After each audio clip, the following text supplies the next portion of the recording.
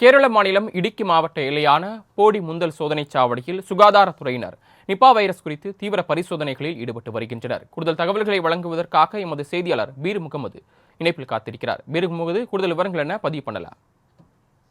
வணக்கம். தேனி மாவட்டம் போடி பாத்தீங்கன்னா கேரள இடுக்கி மாவட்டத்தை இணைக்கக்கூடிய முக்கிய பகுதி. கேரள இடுக்கி மாவட்டத்தை இருந்து போடிமெட்டு வழியாக நாள்தோறும் ஆயிரக்கணக்கான வாகனங்கள் வந்து சென்று கொண்டிருக்கிறது.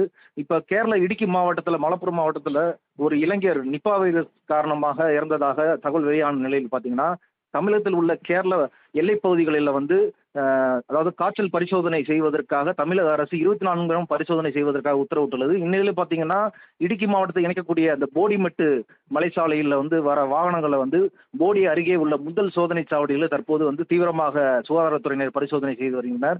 அங்கிருந்து கேரளாவில் இருந்து வரும் வாகனங்களில் வரும் நபர்களுக்கு காய்ச்சல் இருக்குதா என்று பரிசோதனை செய்து வருகின்றனர். மேலும் கேரளாவில் இருந்து வரும் கழிவுகள் எதுவும் வாகனங்களில் கொண்டு வருகிறாரா என்று பரிசோதனை நடைபெற்று வருகிறது. இதன் காரணமாக பார்த்தீங்கன்னா, போடி முந்தல் பகுதியில் அதிகமான வாகனங்கள் அணிவகுத்து செல்கின்றனர்.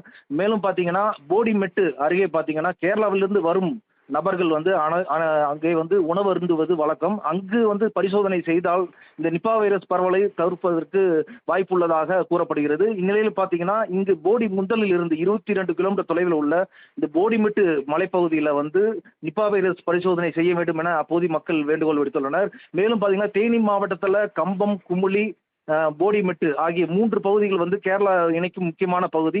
இந்த பகுதிகளிலும் தற்போது பார்த்தீங்கன்னா நிபா வைரஸ் குறித்தான தீவிர பரிசோதனையானது நடைபெற்று வருகிறது.